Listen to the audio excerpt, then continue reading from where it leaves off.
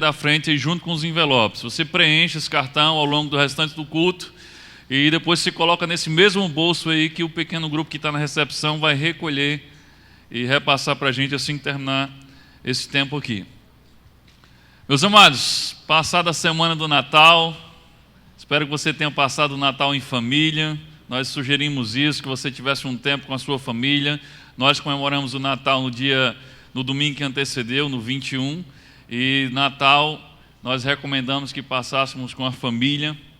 Espero que você tenha feito isso, que tenha sido um tempo de comunhão e de adoração também junto com sua família. Essa semana foi uma semana bem doida para mim, e no dia 24 eu tive uma perda e depois uma bênção bem grande. No dia 24, meio-dia, eu estava saindo de uma padaria, tinha ido comprar o almoço porque estava preparando a ceia para a noite, então o almoço a gente ia improvisar. Então fui numa padaria que tinha self-service, lá no bairro mesmo, e quando eu estava saindo da padaria de meio-dia, dois homens armados me abordaram e tomaram a moto e o almoço que eu tinha comprado. Ainda levaram as duas quentinhas e a Coca-Cola. Não bastava levar a moto. E aí levaram a moto e não tinha seguro, não tinha nada, só paguei 3 prestações.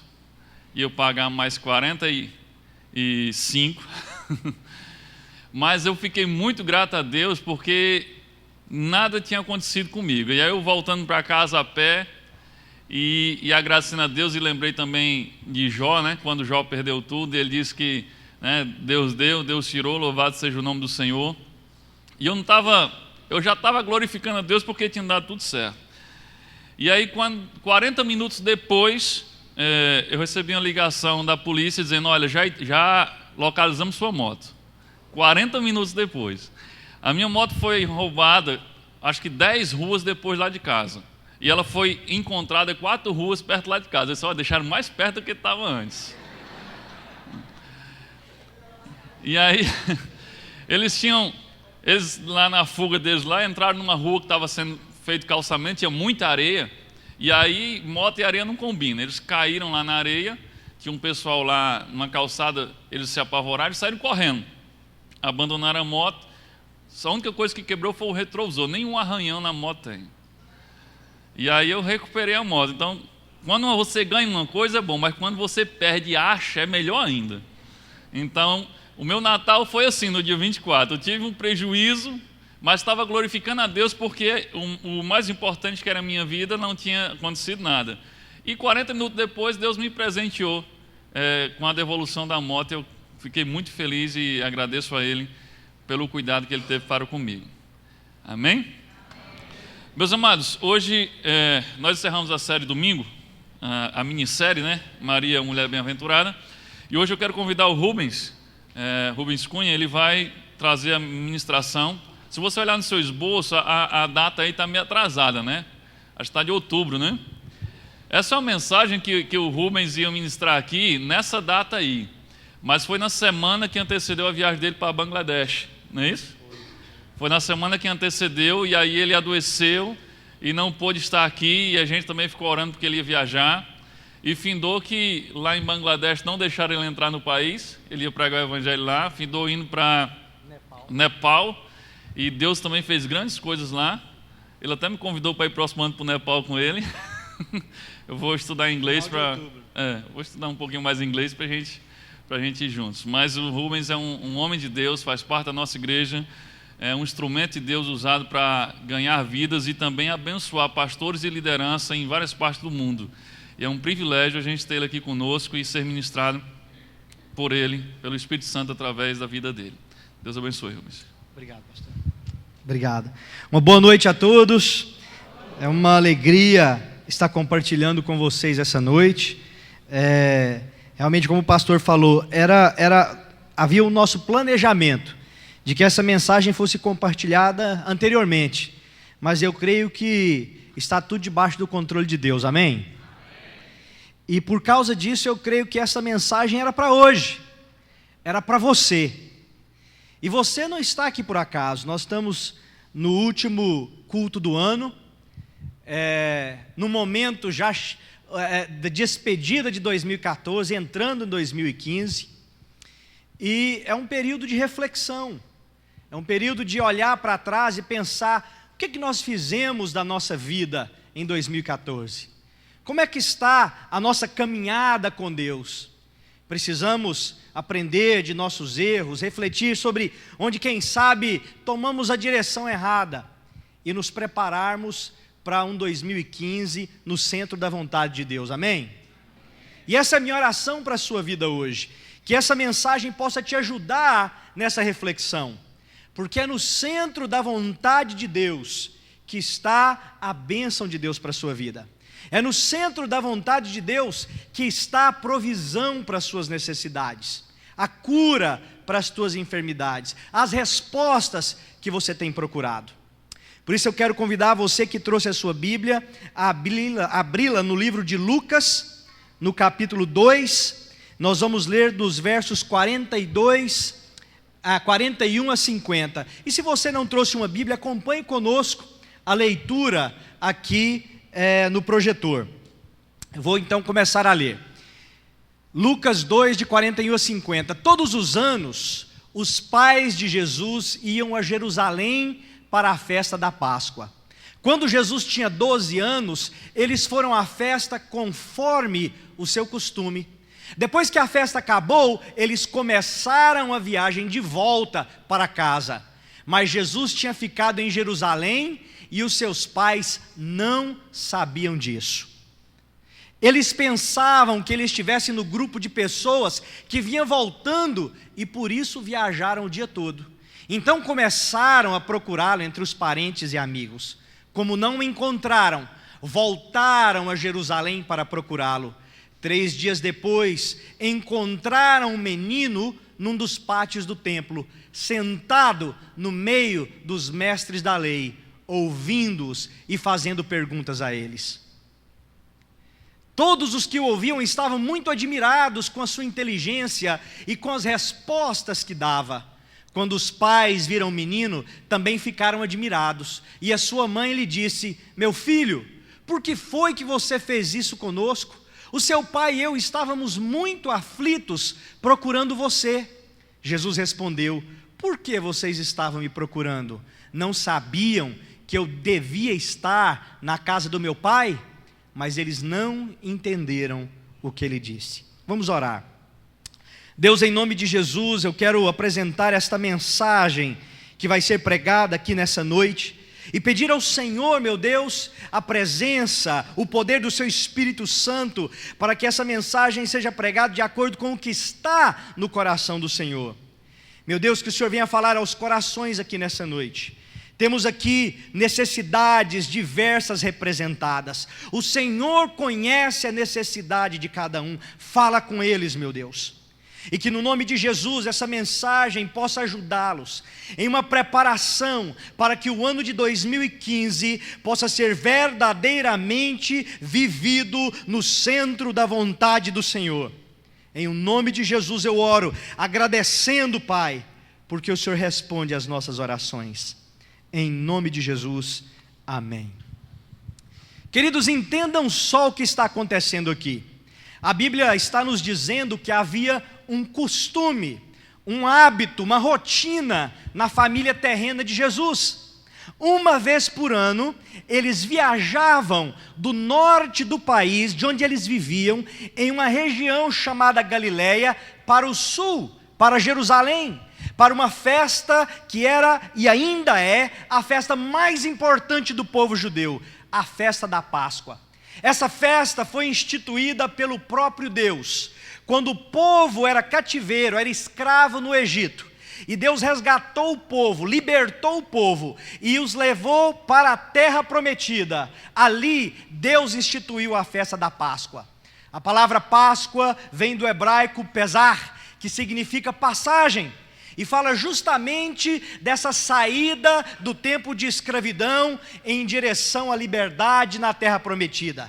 Fala também da nossa libertação do reino das trevas e da nossa entrada no reino da luz em Jesus Cristo, amém? Porque Ele é o Cordeiro Pascal, o Cordeiro que tira todo o pecado do mundo. Então, nessa grande festa, em que compareciam pessoas de todo o mundo, judeus de todas as nações, viajavam também para Jerusalém, e a cidade ficava inundada de pessoas, a cidade ficava lotada. A Bíblia diz que Jesus, seus familiares, seus amigos, parentes, vinham então do norte do país, fazendo a viagem para também participar da Páscoa. Era uma viagem longa, feita a pé. Conseguem imaginar isso? Às vezes algumas pessoas usavam um jumento, mas o normal é que essa viagem fosse feita a pé durante o dia, à noite se descansava para se continuar no dia seguinte. E chegando ali nessa cidade, a família terrena de Jesus celebrou a Páscoa, foram ao templo, fizeram ali as suas obrigações religiosas, e no final da festa, algo interessante aconteceu. A Bíblia diz que eles se prepararam para voltar, e na caminhada, na jornada de volta para Nazaré, no norte do país, depois de um dia, eles perceberam algo. Foi mais ou menos assim: José vira para Maria e diz: onde é que está Jesus? Maria se volta para José: eu pensei que estava com você, comigo não. Nós não sabemos exatamente como aconteceu, mas a Bíblia nos diz que depois de um dia de viagem, eles perceberam que eles perderam o menino de vista. Eles se desencontraram de Jesus. E então, os dois, muito aflitos, que é o que acontece quando perdemos Jesus de vista, amém? Que é o que acontece quando nos desencontramos de Jesus. Quando eles perderam então, quando eles perceberam o que tinha acontecido, a Bíblia diz que voltaram para Jerusalém e passaram mais 3 dias procurando o menino. Quantos aqui têm filhos? Imagine, Jerusalém inteira estava como a festa do boi. Imagine perder o seu filho, descobrir isso um dia depois, voltar mais um dia de viagem e passar 3 dias na agonia até encontrar o menino. E então eles finalmente encontraram Jesus no templo, falando com os sacerdotes, os mestres da lei. E ali a Maria perguntou: por que você fez isso? E Jesus então disse que estava ali cuidando dos negócios do Pai, mas eles não o entenderam.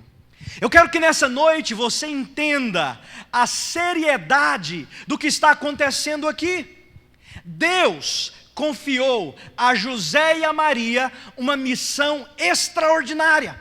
Quem sabe uma das missões mais importantes que jamais foram conferidas a um ser humano: o de cuidar de Jesus de Nazaré até que ele estivesse pronto para ser revelado ao mundo. O propósito da vida deles era cuidar do menino. A razão de existir deles era cuidar do menino. Era cuidar do Salvador do mundo, sem quem nós não teríamos a possibilidade de ter vida eterna. Era cuidar do Messias de Israel, do próprio Deus que se fez carne e habitou entre nós. Deus confiou a eles a tarefa de cuidar daquele menino até que chegasse a hora dele começar a exercer o seu ministério, morrer na cruz, ressuscitar para a nossa salvação. E o que é que aconteceu? Eles perderam o menino. Eles perderam o menino.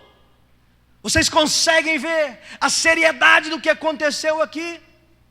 E eles tiveram confirmações proféticas extraordinárias do que era a missão, o propósito de Deus para a vida deles. Ora, Maria teve uma visão do próprio anjo Gabriel, que disse: você vai ficar grávida do Espírito Santo. E ela ficou. José de início se assustou com aquela história, mas o anjo apareceu no sonho dele e avisou que aquele menino era filho de Deus. Depois disso, quando Jesus nasceu, magos vieram do Oriente buscando aquela estrela e chegaram até o menino e o adoraram. Pastores no campo viram os anjos anunciando que o Salvador do mundo tinha nascido.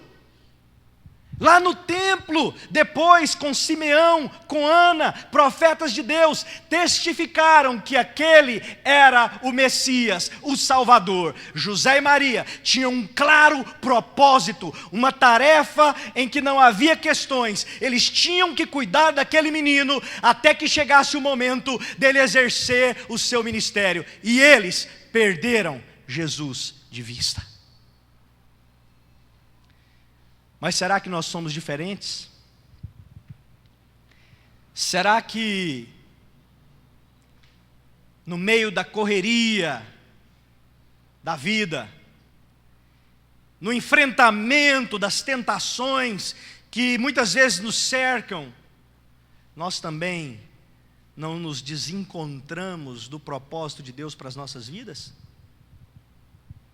Nosso Deus é um Deus de planos, propósitos. Ele tem um plano para cada um de vocês que estão aqui nessa noite.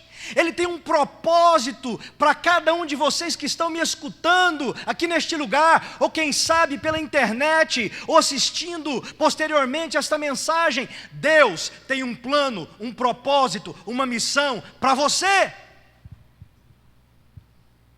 E será que na nossa luta diária, nós também não nos desencontramos do propósito de Deus? Ou quem sabe, perdemos de vista aquilo que Deus tem para nós e começamos a correr atrás de coisas que verdadeiramente não fazem muito sentido? Ou quem sabe, você não se sente assim em toda a sua vida, mas existe alguma área, quem sabe na sua família, na sua profissão, no seu ministério, você de repente se vê cercado de circunstâncias, de situações difíceis, onde você olha para essa circunstância e diz: Jesus, onde é que o Senhor está neste momento? Onde é que o Senhor está nessa circunstância? Jesus, eu não estou conseguindo ver o Senhor nessa situação que eu estou enfrentando. Sabe do que eu estou falando? Mas eu creio que neste texto nós podemos aprender algumas lições preciosas. Nesse texto nós podemos aprender algumas das razões pelas quais José e Maria perderam Jesus de vista, se desencontraram do propósito de Deus. E eu quero convidar você a olharmos para este texto e aprendermos com ele.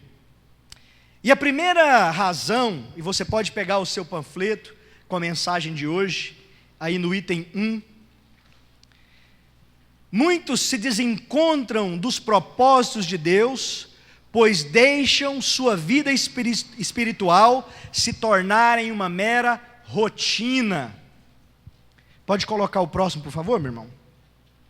Muitos se desencontram dos propósitos de Deus, pois deixam sua vida espiritual se tornar uma mera rotina.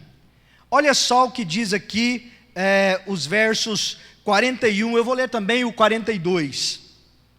Todos os anos, os pais de Jesus iam a Jerusalém para a festa da Páscoa.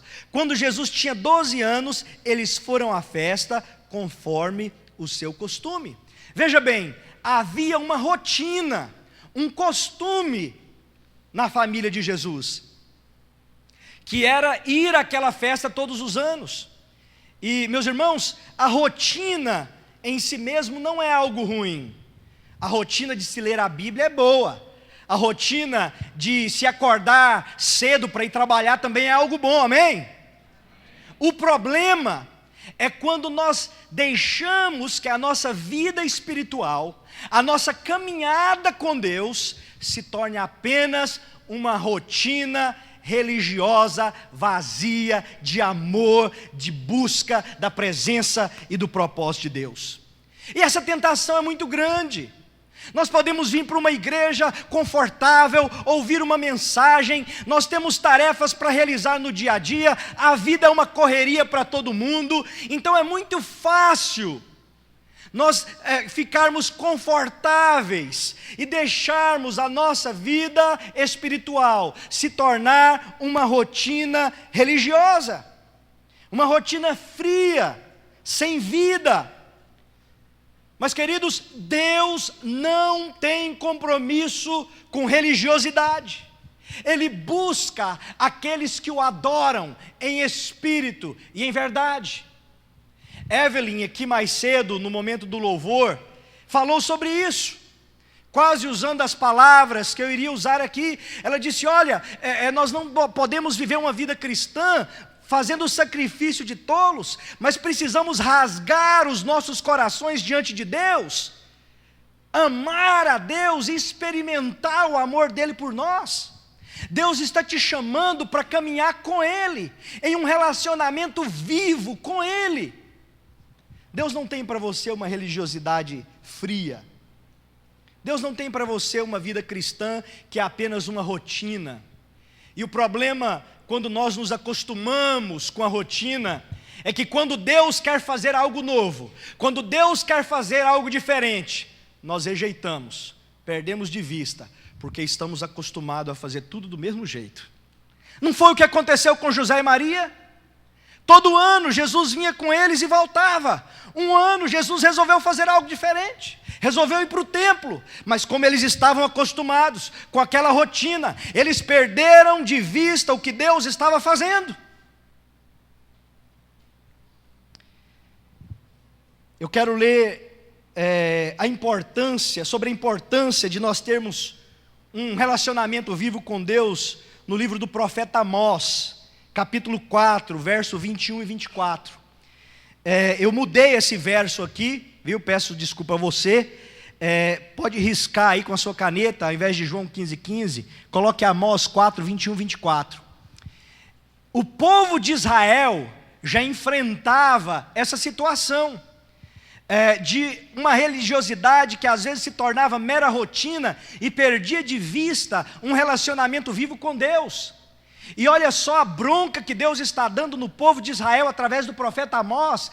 Ele disse: parem com o barulho de suas canções religiosas, não quero mais ouvir a música de harpas. Em vez disso, quero que haja tanta justiça como as águas de uma enchente, e que a honestidade seja como um rio que não pare de correr.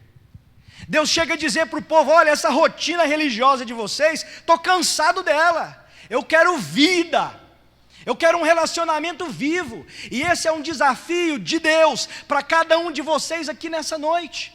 Jesus Cristo está chamando a cada um de vocês aqui para um relacionamento vivo com Ele, um relacionamento real com Ele, onde a sua vida, a sua caminhada, as suas decisões são orientadas pelo propósito de Deus, por aquilo que Ele tem para a sua vida.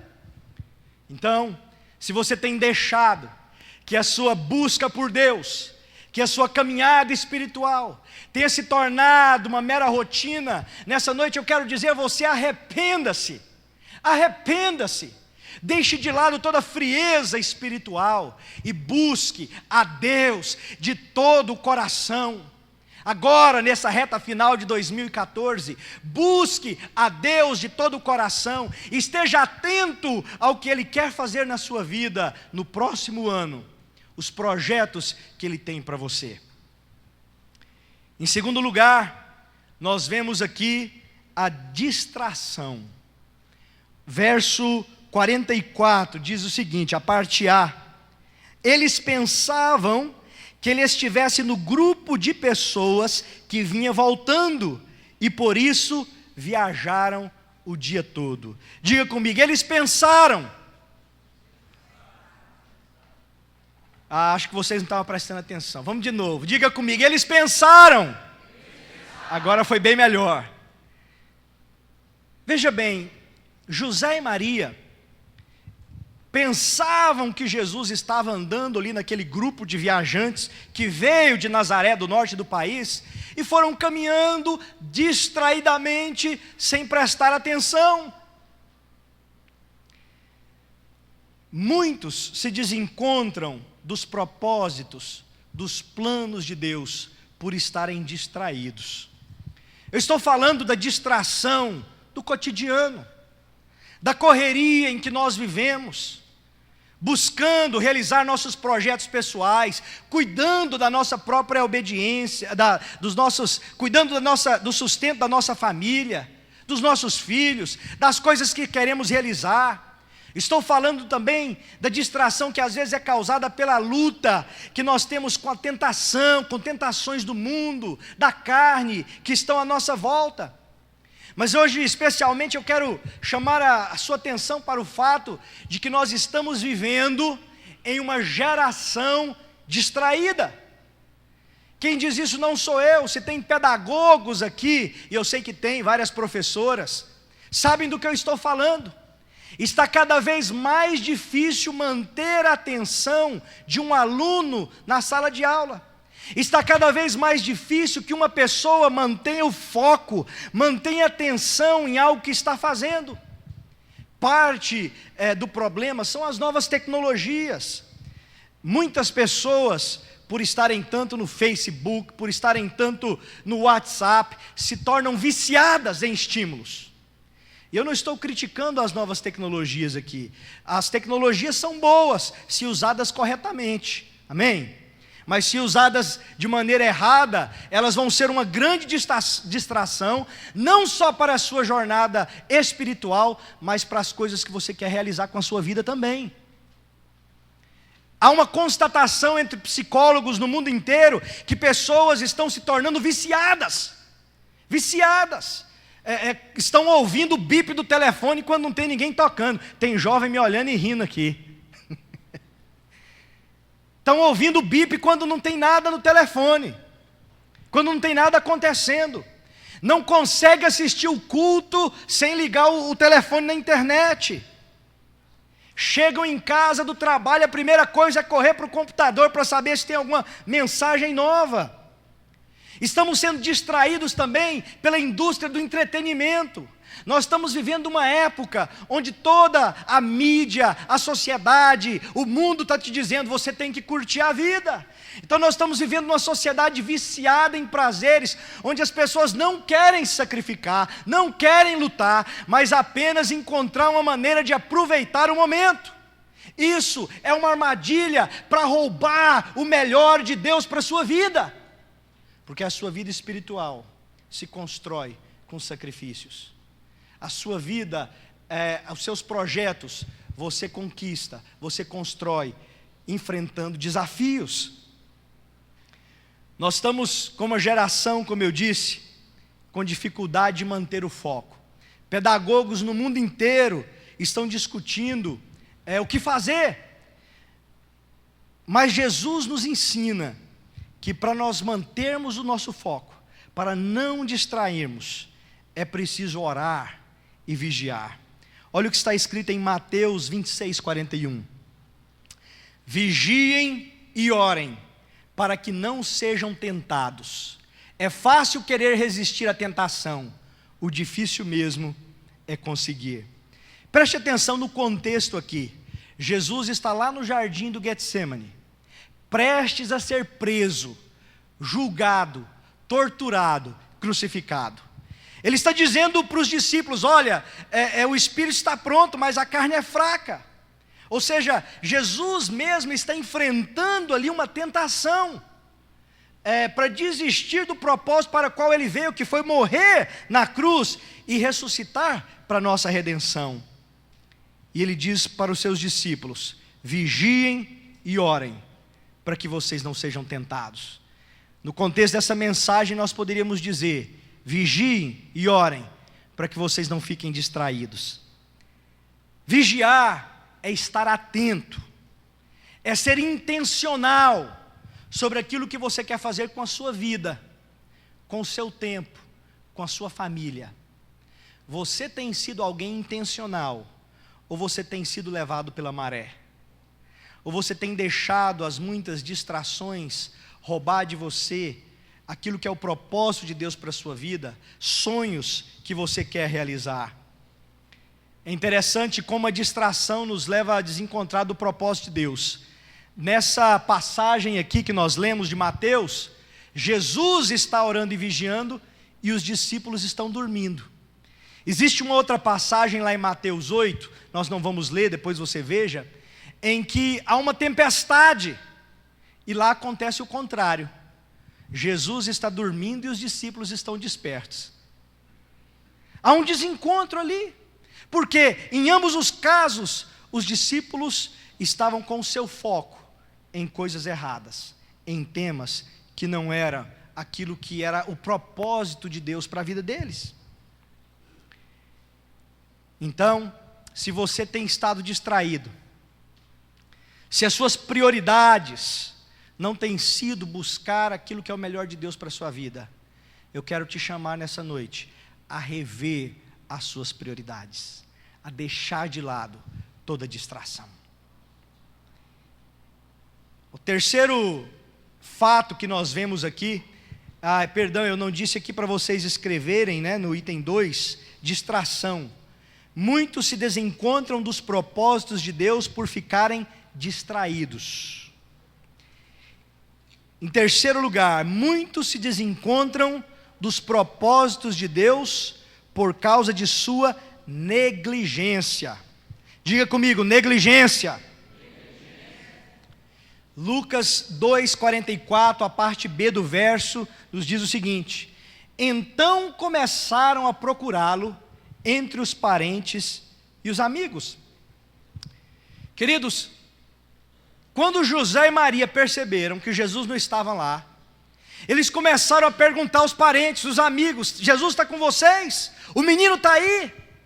Mas entendam bem, Deus não entregou a responsabilidade para os parentes ou os amigos de José e Maria cuidar de Jesus. Deus entregou aquela responsabilidade a José e a Maria. E negligência é fugir de responsabilidade ou tentar transferir responsabilidade para outros. E esse é um problema antigo. Esse é um problema que vem lá do Jardim do Éden. Se você conhece a história da queda do homem, você vai se lembrar lá no livro de Gênesis, que quando Adão e Eva pecaram, Deus vem no jardim e conversa com Adão e Eva. E ele fala com Adão: Adão, o que aconteceu? Você por acaso comeu da árvore que eu falei para você não comer? E Adão diz o quê? Foi a mulher. Ele bota a culpa na mulher. Depois, quando Deus fala com Eva e diz: Eva, o que aconteceu, Eva? Você comeu da árvore que eu falei para não comer?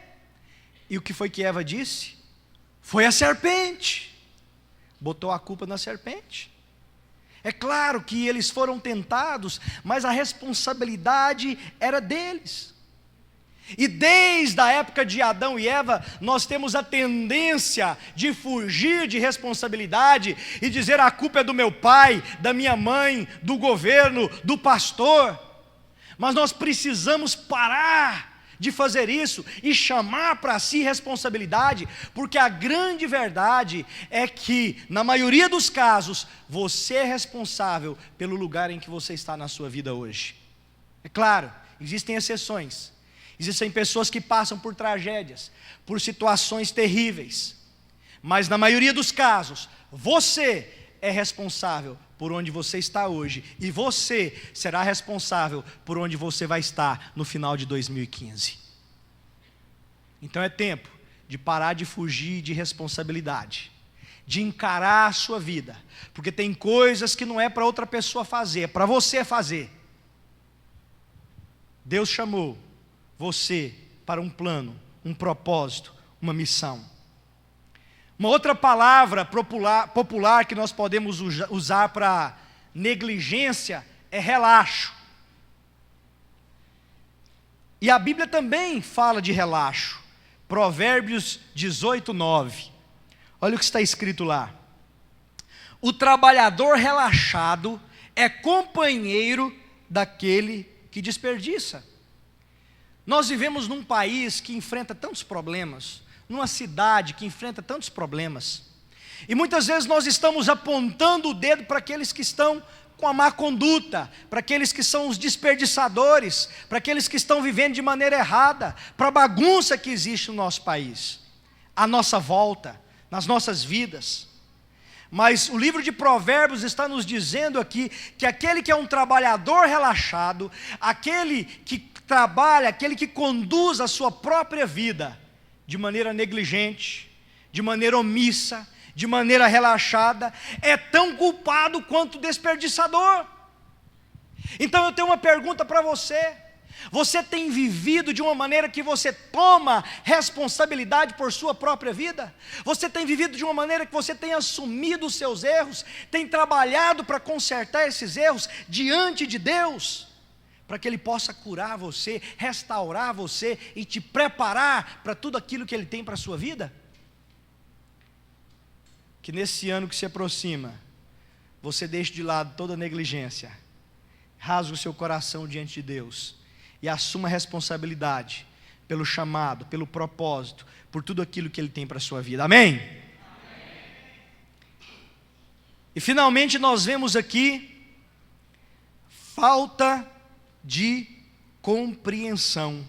E no item 4 você pode escrever: muitos se desencontram dos propósitos de Deus por não compreenderem ou entenderem o que Deus está fazendo.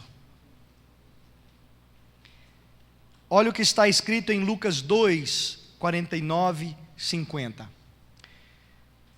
Quando José e Maria encontraram Jesus no templo, esse diálogo aqui transcorreu. Jesus respondeu: por que vocês estavam me procurando? Não sabiam que eu devia estar na casa do meu pai? Mas eles não entenderam o que ele disse. José e Maria não entenderam o que Jesus estava dizendo, o que Jesus estava fazendo. Eles não estavam em sintonia com o que era o propósito de Deus. Deus é um Deus de planos, de propósitos. Ele tem um plano, um propósito, uma missão, um projeto de vida para cada um de vocês aqui neste lugar. E muitas vezes nós sofremos por não entender o propósito de Deus, por não entender o que Deus está fazendo. Nós precisamos, portanto, estar buscando essa sintonia com Deus. Precisamos estar buscando entender a partir da palavra de Deus, em oração, na comunhão com os irmãos, o que é que Deus está fazendo nas nossas vidas.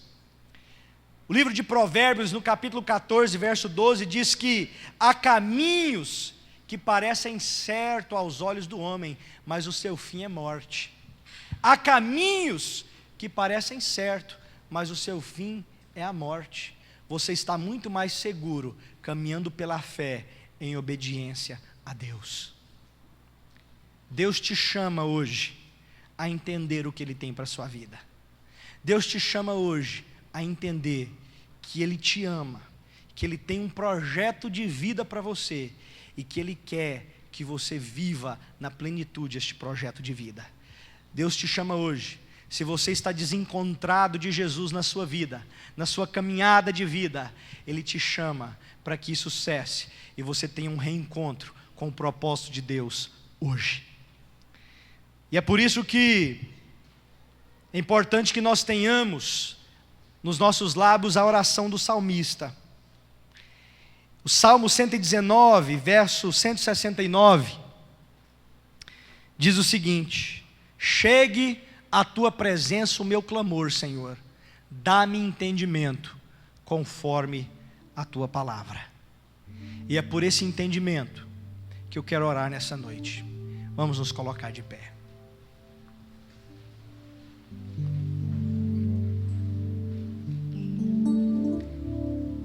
Onde você estiver, se você puder se colocar de pé, eu quero te convidar a um minuto de oração. Feche os seus olhos, onde você estiver. Reflita sobre essa mensagem que foi compartilhada. Será que você está desencontrado do propósito de Deus para a sua vida? Será que você, em alguma área do seu viver, na sua família, no seu trabalho, na sua caminhada pessoal, perdeu Jesus de vista? O que foi que levou você a esse desencontro? Foi a rotina? Foi a distração? Foi negligência? Foi falta de entender o que Deus está fazendo? Nada disso importa. Nesse momento, convido você a orar a Deus, pedir a Deus que Ele te dê o entendimento que você precisa. Se você precisa consertar a sua vida com Deus, aproveite este momento. Se há coisas na sua vida das quais você precisa se arrepender, aí onde você está mesmo, ore. Ele está te ouvindo. Ele sabe o que está se passando no seu coração. Ele conhece as suas lutas, as suas angústias, as suas aflições. Ele conhece os seus medos, sua ansiedade. Ele tem um plano para você, um projeto de vida, e Ele quer que você viva esse projeto plenamente. Deus, em nome de Jesus, eu quero orar pelas pessoas que estão aqui nessa noite. Eu oro para que todos possam viver plenamente para o Senhor. Se há alguém aqui, meu Deus, que precisa se arrepender, consertar a sua vida, que o Senhor possa agora falar ao coração desta pessoa, para que haja conserto, para que haja arrependimento, e para que essa pessoa possa viver o que o Senhor tem para ela. Meu Deus, se falta alguém aqui a compreensão de qual é o seu propósito, o seu plano, Deus, fala a cada um de maneira particular e deixa claro quais são os seus planos e propósitos para a sua vida. E quem sabe, Pai, há pessoas aqui no nosso meio que têm vivido uma vida desencontrada do Senhor, mas que nessa noite reconhecem que precisam de um encontro com o Salvador. Eu peço que o Senhor fale a essas pessoas e salve aqui nessa noite. Eu quero falar a você que, quem sabe, nos visita. Quem sabe você que está aqui essa noite ouviu essa mensagem e chegou à conclusão: eu preciso de um encontro pessoal com Jesus. Eu preciso de um encontro pessoal com o Salvador, para que a minha vida seja mudada, para que eu possa viver o melhor de Deus para a minha vida. E se nessa noite você está aqui e você quer entregar a sua vida a Jesus, onde você estiver, coloque a mão no seu coração. Onde você estiver, coloque a mão no seu coração. E eu peço que você repita comigo essa oração. Eu quero te ajudar a fazer uma oração entregando a sua vida a Jesus, recebendo Jesus como seu Senhor e Salvador. Então, com muita fé, com muito respeito à presença de Deus neste lugar, repita comigo e diga: Jesus, nessa noite, eu reconheço que eu estou desencontrado do Senhor, e eu preciso de um encontro pessoal contigo. Diga: Jesus, e por isso eu peço perdão pelos meus pecados, e eu te recebo como meu Senhor e meu Salvador. Me ajude, Jesus, a caminhar na sua presença e a viver tudo que o Senhor tem para a minha vida. Amém.